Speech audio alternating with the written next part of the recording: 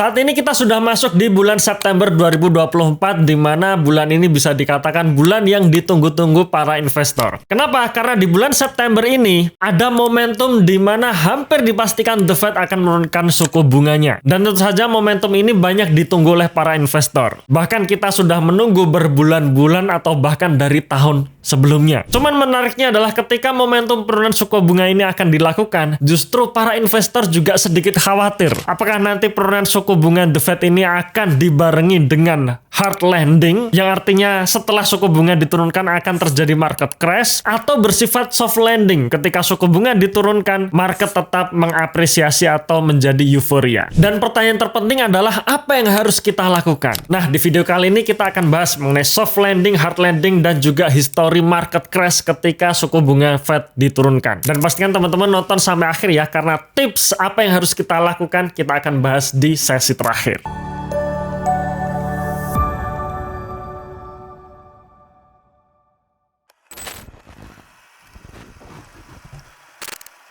Oke, seperti biasa sebelum kita masuk ke pembahasannya, silahkan teman-teman untuk download ebook watchlist kami ya, karena percaya saya bahwa ebook tersebut sangat bermanfaat untuk perjalanan investasi kalian. Ebook tersebut bisa didapatkan secara free, tinggal download melalui link di bawah ini ya. Oke, ternyata rencana penurunan suku bunga The Fed ini belum tentu direspon positif oleh market ya, karena sekarang ada katalis baru atau ada news baru, yaitu apakah penurunan suku bunga nanti itu akan membuat atau menjadi impactnya adalah soft landing atau hard landing. Nah, mungkin bagi kalian yang belum tahu apa itu soft landing, hard landing, secara sederhananya ya, sebenarnya kalau pengertiannya teman-teman bisa searching di Google, tapi secara sederhananya, soft landing itu terjadi ketika kebijakan pengetatan moneter, seperti salah satunya adalah kenaikan suku bunga yang dilakukan oleh bank sentral beberapa waktu lalu ya, di mana suku bunga dinaikin terus, dan itu berhasil memperlambat inflasi, alias inflasi yang tadinya naik kemudian mulai mereda. Di sisi lain, inflasi ini kan sebenarnya pergerakan ekonomi. Artinya kalau inflasi turun, ada dua sebab. Apakah penurunannya karena permintaannya yang melemah atau penawarannya yang naik. Nah, diharapkan kenaikan suku bunga kemarin itu mampu mengerem inflasi tanpa menyebabkan resesi. Ya, jadi kuncinya adalah di situ, tanpa menyebabkan resesi. Dan ketika inflasi sudah mulai stabil atau bahkan menurun, kemudian pertumbuhan ekonomi masih stabil juga, pengangguran mungkin sedikit naik tapi tidak parah. Nah, ini yang diharapkan. Karena menunjukkan bahwa kebijakan moneter mampu meredam inflasi tanpa membuat resesi atau ekonomi turun. Nah, sebaliknya kalau kita bicara mengenai hard landing, itu terjadi ketika kebijakan pengetatan moneter itu membuat ekonomi turun. Bahkan penurunannya cukup tajam dan ini membuat resesi. Inflasi mungkin saja terkendali, tapi di sisi lain pengangguran semakin banyak.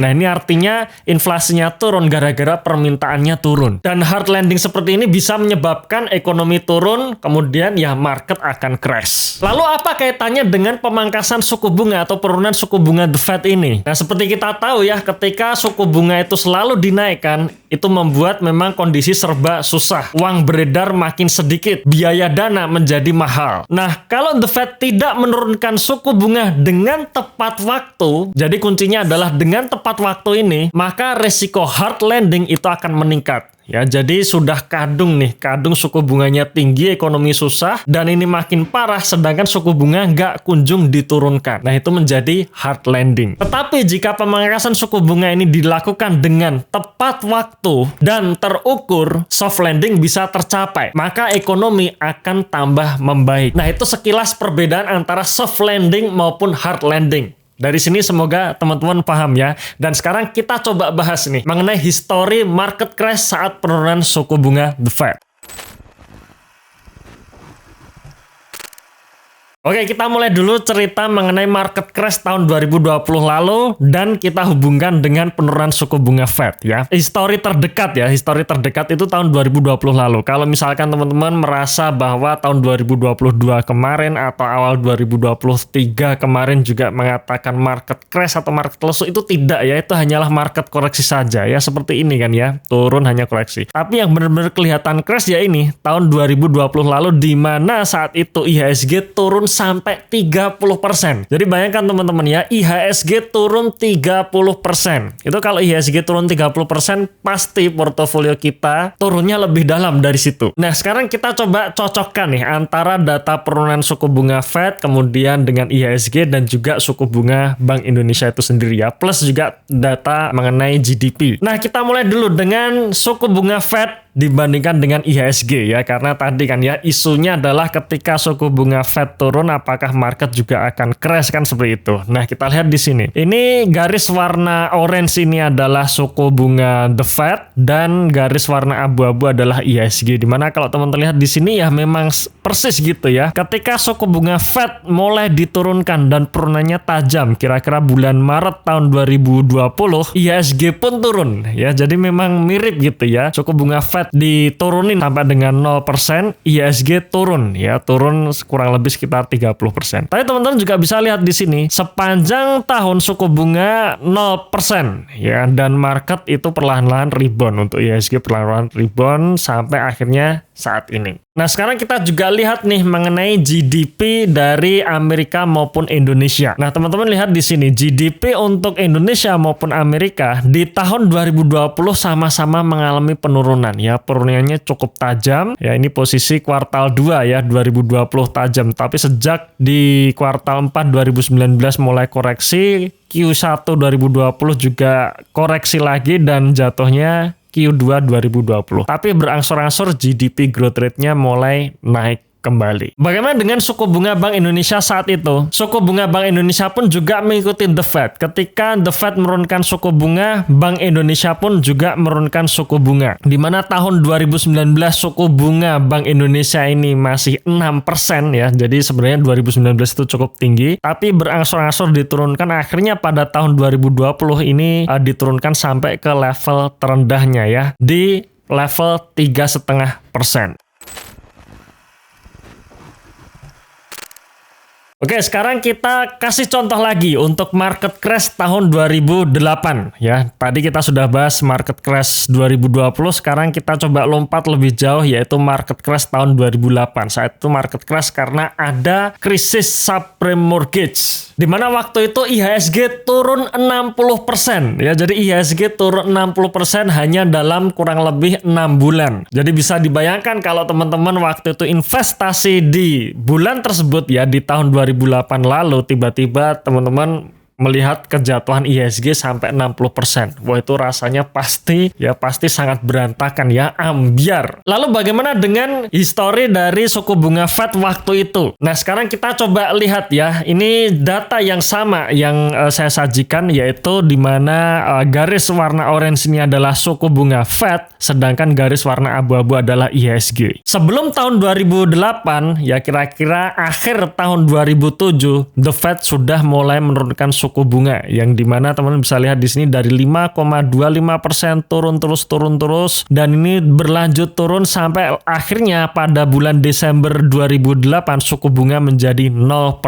Apa yang terjadi? IHSG pun juga turun di sini ya, dimana IHSG berada di level sekitar 2.500, kemudian ini terjadi pada awal tahun 2008, berangsur-angsur IHSG turun sampai ke level 1000-an ya, turun sekitar 60% hanya dalam waktu kira-kira 6 bulan. Nah, teman-teman juga bisa lihat di sini setelah suku bunga Fed menjadi 0%, dan ini 0% ini berlangsung sangat panjang, sangat lama, IHSG sedikit demi sedikit dia rebound. Yang tadinya dari level 1000 sampai akhirnya ke level 3500. Dan saja dari level 1000-an ke 3500 ini terjadi kurang lebih dalam waktu 2-3 tahun ya. Jadi setelah dia jatuh 60-an%, akhirnya IHSG mampu menembus all time high-nya di saat suku bunga Fed 0%. Lalu bagaimana dengan GDP dari Indonesia dan Amerika waktu itu? Nah, teman-teman juga bisa lihat di sini. Ternyata waktu itu GDP dari Amerika Serikat mengalami penurunan ya tahun 2008-2009 lalu. Sedangkan di Indonesia masih cukup stabil. Memang koreksi dari level sekitar 6%, ikut turun, ikut koreksi menjadi 4% ya, sebelum akhirnya dia naik kembali di atas 6%. Dan ini adalah suku bunga dari Bank Indonesia yang juga mengikuti dari The Fed ya, tapi memang tidak 100%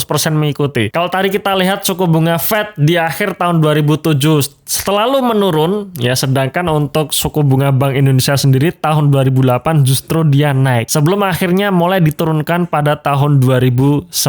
Dan waktu itu suku bunganya cukup tinggi ya, 9,5% tahun 2008 lalu, itu pun diturunkan sampai ke level 6,25%. Jadi sebelum tahun 2010 lalu suku bunga Bank Indonesia ini jauh lebih tinggi dibandingkan sekarang. Cuma teman-teman juga harus pahami ya, bahwa dulu suku bunga Bank Indonesia itu memakai acuan tenor 1 tahun. Sedangkan untuk saat ini ya, suku bunga Bank Indonesia menggunakan acuan tenor 1 minggu. Jadi memang ada perbedaan di situ. Yang artinya ketika tenornya makin rendah ya, makin pendek ya, otomatis suku bunganya makin rendah.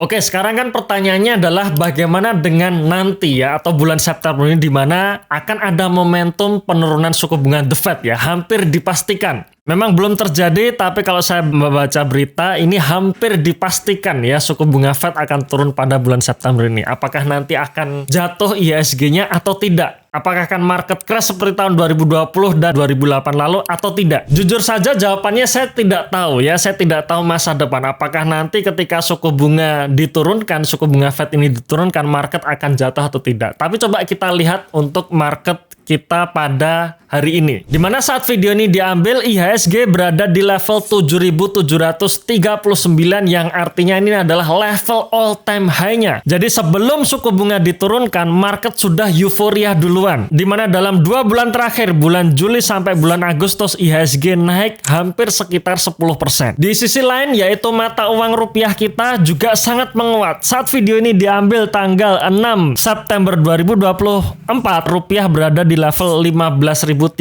yang dimana ini adalah level yang sama seperti awal tahun 2024 dan ini kenaikannya cukup tajam ya.